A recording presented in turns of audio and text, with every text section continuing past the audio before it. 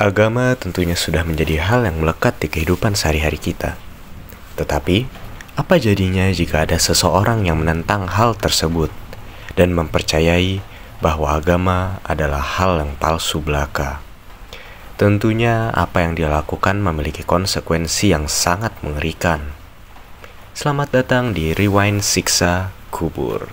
Film yang dirilis pada 11 April 2024 ini disutradarai dan ditulis oleh Joko Anwar dan dibintangi oleh beberapa artis-artis ternama seperti Reza Rahardian sebagai Adil, Faradina Mufti sebagai Sita, Christine Hakim sebagai Nani Ismaya, Slamet Rahajo sebagai Ilham atau Wahyu, Fahri Albar sebagai Arif atau di sini ayah dari Sita dan Adil, Happy Salma sebagai Mutia Kirana yang di sini sebagai istri dari Arif dan ibu Adil dan Sita. Film ini diproduksi oleh Kamensi Pictures, Rapi Films, Legacy Pictures, Comment Productions, dan Ivy Cinema. Secara garis besar, film ini cukup sukses dengan mendapatkan penghasilan kotor sekitar 160 miliar rupiah. Pada hari pertama penayangannya, mendapatkan sekitar 257.000 penonton lebih, dan melampaui hingga 4 juta penonton pada hari terakhir penayangannya, setelah 1 bulan penayangan di bioskop, menjadikannya salah satu film terlaris di Indonesia. Wait. Sebelum dimulai, kita kasih spoiler warning terlebih dahulu ya. Bagi kalian yang belum menonton film ini, kami sarankan untuk menontonnya terlebih dahulu, agar tidak mengurangi experience kalian saat menonton video ini. Oke, balik lagi ke videonya.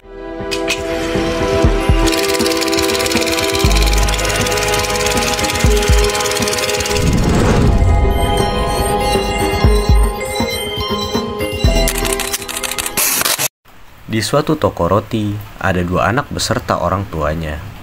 2 anak tersebut ialah Adil dan Sinta, beserta orang tuanya, yaitu Pak Arif dan Bu Kirana. Kondisi usaha toko roti milik orang tuanya membuat Sinta terpaksa harus pergi dari kota, karena biaya hidup yang mahal serta karena pelanggan toko roti mereka mulai pergi karena mengira roti buatan mereka menggunakan minyak babi. Paman mereka menyarankan Pak Arif untuk pergi ke desa dan menyekolahkan Sinta dan Adil di sekolah gratis, atau yang biasa disebut sebagai pesantren. Di sisi lain, toko donat asal Amerika yang sedang melakukan diskon 50% karena acara pembukaan pertamanya memiliki antrian yang panjang hingga ke depan toko roti keluarga Adil dan Sinta.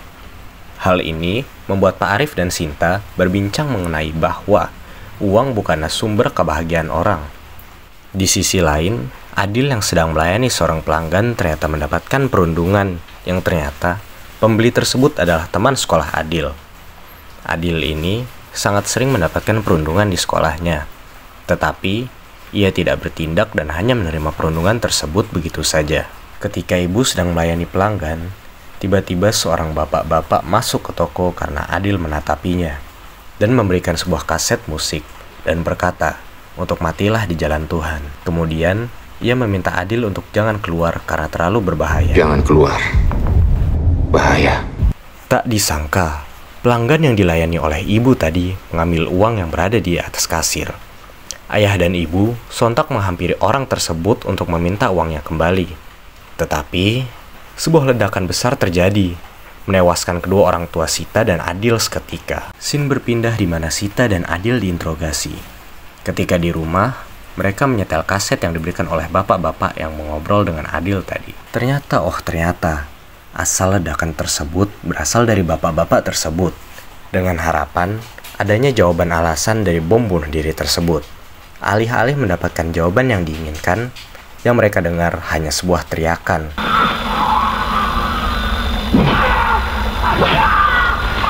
Dan suara berisik seperti suara orang yang disiksa di dalam liang lahat. Time skip di mana Sita dan Adil akhirnya bersekolah di pesantren.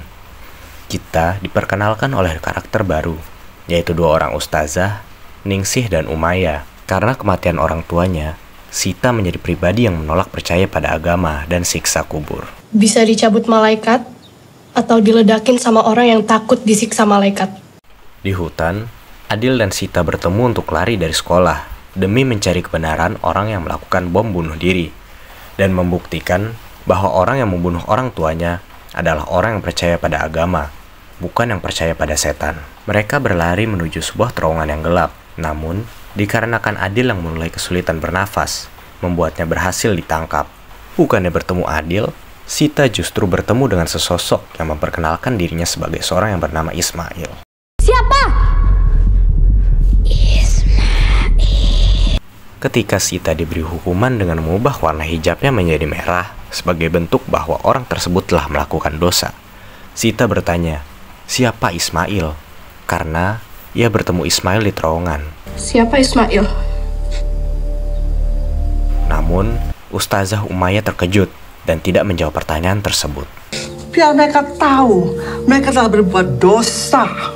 Di sini kita diperkenalkan lagi oleh seseorang yang bernama Pak Ilham. Eta saha?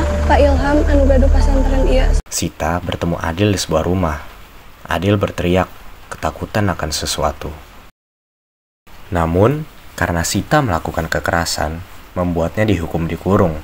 Sampai ketika Ustazah Umayyah membantu Sita dan Adil untuk keluar dari pesantren tersebut. Di dalam terowongan, Sita mempertanyakan Adil apa yang terjadi di dalam rumah. Tetapi Adil hanya diam. Tak lama berjalan, Ismail muncul dan Adil menghilang tiba-tiba.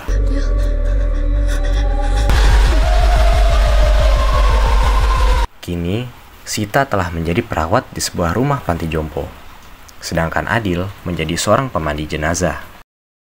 Ketika sedang mengurusi jenazah Pak Ganda, salah satu penghuni panti yang meninggal, Sita dipanggil oleh seseorang. Di sini, kita diperkenalkan oleh karakter-karakter baru. Itu anakku. Kan, produser kita pun banyak sekali hewan piaraannya, bener kan Pak? Ada Pak Hadi dan Pak Hussein yang sedang melihat berita di mana reporternya adalah anak dari Pak Hussein. Ada juga Pak Andi dan istrinya, Bu Nani. Mereka tadinya mau berjalan-jalan, namun mengetahui temannya meninggal, Pak Andi ingin mengantar ke pemakaman dan mengundur jalan-jalan mereka. Ini nggak jadi plesir, nggak enak. Pak Ganda kan baru meninggal. Sita tidak sendirian, ia ditemani perawat lain yang bernama Lani. Di kamar, Pak Wisnu dijemput oleh anak-anaknya, yaitu Inayah dan Amar. Ia meminta tolong pada Sita agar ia tidak dipulangkan karena adanya medical check-up. Akhirnya, anak dari Pak Wisnu pergi dari kamar tersebut. Tadinya saya manggil kamu bikinin teh, yang lain ya enak. Ketika Sita kembali lagi sesudah membuatkan teh untuk Pak Wisnu, ia melihat penyakit Pak Wisnu kambuh.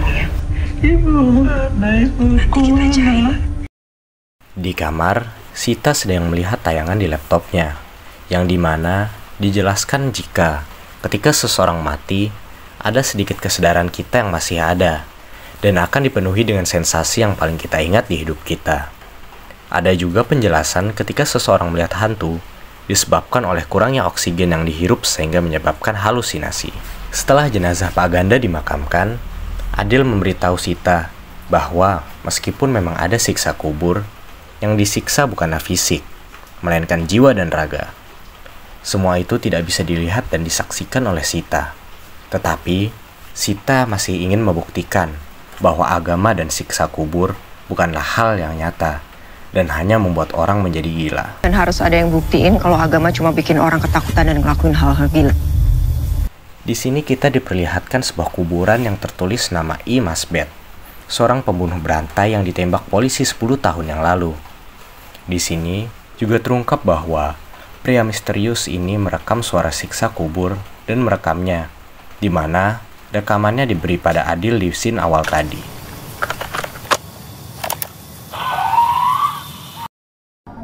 Ketika Sita ingin pergi ke kamarnya, ia melihat pintu kamar Pak Wahyu terbuka.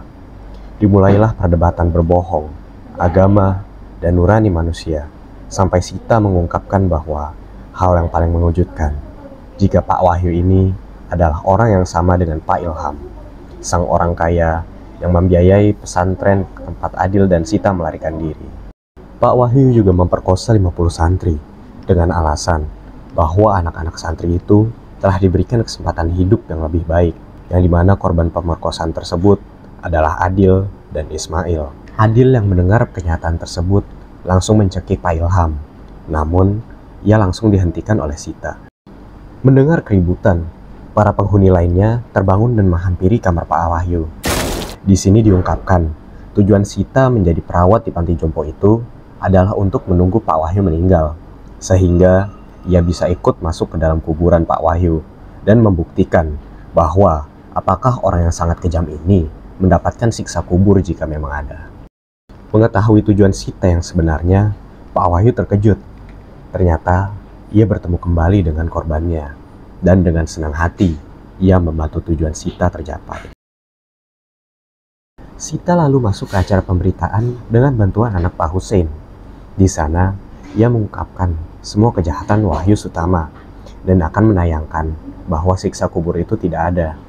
Namun, ketika rekaman yang dia berikan itu disetel, Sita lalu menuduh bahwa tim televisi telah menukar rekamannya. Gagal membuktikan temuannya, Sita mendapatkan kecaman dan dicap sebagai penista agama. Kembali di panti setelah dirinya gagal, Sita mendengar suara Pak Wahyu memanggilnya dari dalam kamar. Tersita. Ketika Sita ke sana, ia tidak menemukan siapapun. Yang ada justru Bu Nani yang mengatakan bahwa suaminya, Pak Andi, sedang berselingkuh di kamar Lani. Dan benar saja, ketika Sita membuka pintu kamar Lani, ada Pak Andi yang entah sedang melakukan apa dengan Lani. Terkejut, Bu Nani teriak histeris sehingga membangunkan seluruh penghuni panti. Demi meredakan keadaan, Pak Andi dan Bu Nani akhirnya tidur di kamar yang berbeda. Bu Nani yang secara tiba-tiba mengompol dan muntah pergi ke laundry untuk mencuci pakaiannya sendiri. Ketika ingin menyalakan mesin cuci, ternyata mesin cuci tersebut tidak dicolok karena sebelumnya kabel tersebut telah dicabut oleh Sita. Bu Nani baru menyadari bahwa cincin miliknya menghilang. Dia pun mencari ke dalam mesin cuci. Sialnya, dia memasukkan setengah badannya ke dalam mesin cuci dan secara tidak sengaja menyalakan mesin cuci tersebut, membuat rambut Bu Nani tersangkut di dalam mesin cuci. Mengerikannya, Bu Nani menarik paksa rambutnya agar bisa keluar. Justru malah kulit wajahnya yang terlepas dan membunuh Bu Nani seketika. Teringat kalau Bu Juwita bisa berkomunikasi dengan arwah, Sita meminta tolong untuk berkomunikasi dengan arwah Bu Nani. Bu Juwita mempertanyakan kepercayaan Sita dengan hal yang ia minta. Karena jika ia tidak percaya, maka ia tidak dapat melihat arwah Bu Nani. Sita menjawab, tidak masalah jika dirinya tidak percaya, karena penghuni panti yang lain sudah percaya. Akhirnya ritual berkomunikasi dengan arwah pun dilakukan. Pak Hadi melihat Pak Ganda di samping Ganda Pak ada Andi. di sebelahmu. Ganda. Begitu pula Pak Andi juga melihat Pak Ganda. Tetapi Sita tidak dapat melihat siapapun. Bu Juwita pun memanggil arwah Bu Nani untuk diajak berkomunikasi. Dan pada akhirnya berhasil. Pak Andi membujuk arwah Bu Nani untuk mengampuni dirinya dan bersama kembali di kehidupan selanjutnya. Tetapi arwah Bu Nani menolak dan membuat persyaratan apabila Pak Andi ingin bersama dirinya kembali, dia harus membunuh Lani. Terkejut bukan main, Sita langsung berkata bahwa ini tidak benar kepada Bu Juwita. Bu Juwita menjawab bahwa Sita perlu melihat, tidak perlu menggunakan mata, hanya perlu percaya. Sita pun mencoba untuk percaya dan terkejut ketika ia berhasil melihat arwah Bu Nani. Percaya, Suster Sita. Akhirnya, ia menghentikan ritual tersebut dan menyuruh untuk pergi makan siang. Dipikir sudah selesai, ternyata ada sesosok masuk ke dalam tubuh Bu Juwita. Sita, tolong Ismail. Dengan suara adil dan meminta untuk menolong Ismail. Merasa khawatir, Sita langsung menelpon Adil untuk mengecek keadaannya. Di sini terungkap bahwa yang menukar memory card yang berisi footage di kuburan Pak Wahyu adalah Adil sendiri. Di sisi lain, ketika Lani mengobrol mengenai dosa, Tuhan dan pengampunan, secara mengejutkan, Pak Andi menyerang Lani demi memenuhi syarat dari arwah Bu Nani. Ketika berusaha menahan pintu menghindari tikaman Pak Andi, Pak Hadi justru menikam Lani dengan berkata bahwa Lani adalah seorang pezina dan ia harus mati karena Pak Hadi takut mendapatkan siksa kubur. Ketika melihat televisi, banyak orang yang mendapati bahwa ada suara teriakan, pukulan, dan siksaan dari dalam kuburan dan merekamnya. Hal ini membuat banyak kekacauan karena membuat banyak orang melakukan bom bunuh diri dengan harapan berjihad. Tidak menerima pernyataan tersebut, Sita kembali pergi ke makam Pak Wahyu untuk membuktikan sekali lagi apakah siksa kubur itu ada atau tidak ada.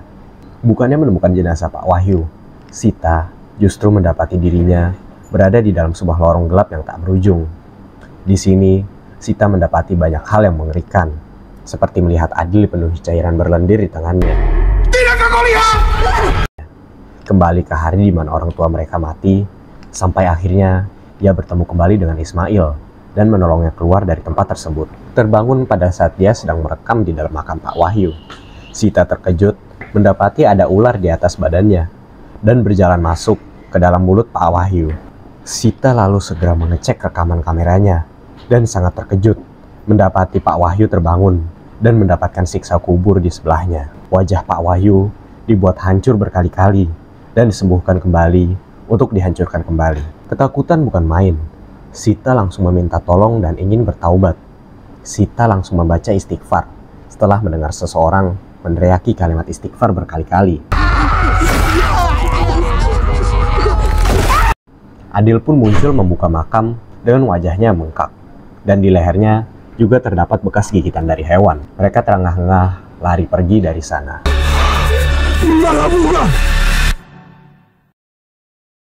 Sebuah film yang cukup berani dengan membawa topik yang sangat sensitif, namun berhasil membuat para penonton kebingungan dan menebak apa yang sebenarnya terjadi pada Sita dan Adil.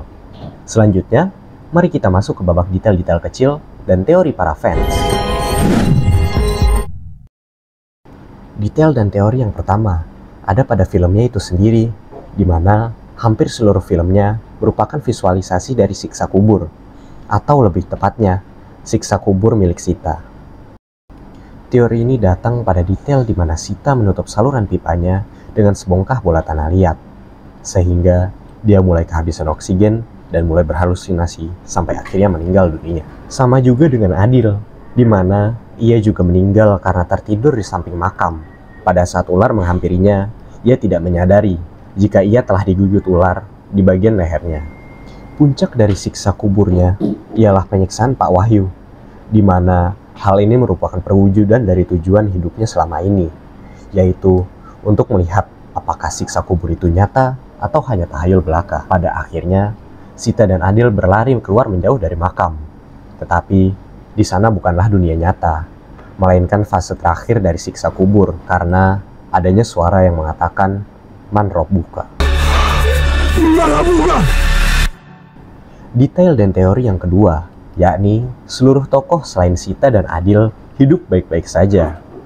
Teori ini dibuktikan pada scene terakhir, di mana kita bisa melihat cincin milik Bu Nani dan suara Pak Andi.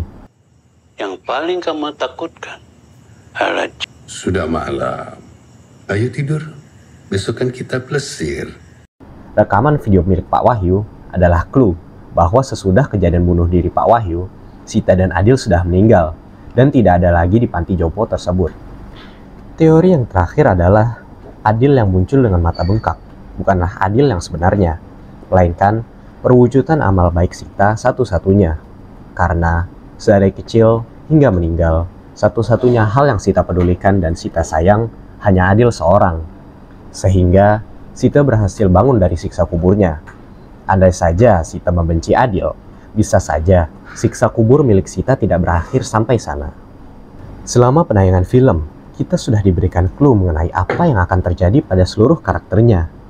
Dimulai dari Pak Wahyu. Pada saat pertama kali Pak Wahyu diperkenalkan, kita bisa melihat bahwa tangan kanan Pak Wahyu bergerak sendiri hendak mengambil pistol yang ada di dalam lacinya. Dan benar saja, kematian Pak Wahyu disebabkan oleh pistol miliknya sendiri. Yang kedua adalah kematian Bu Nani.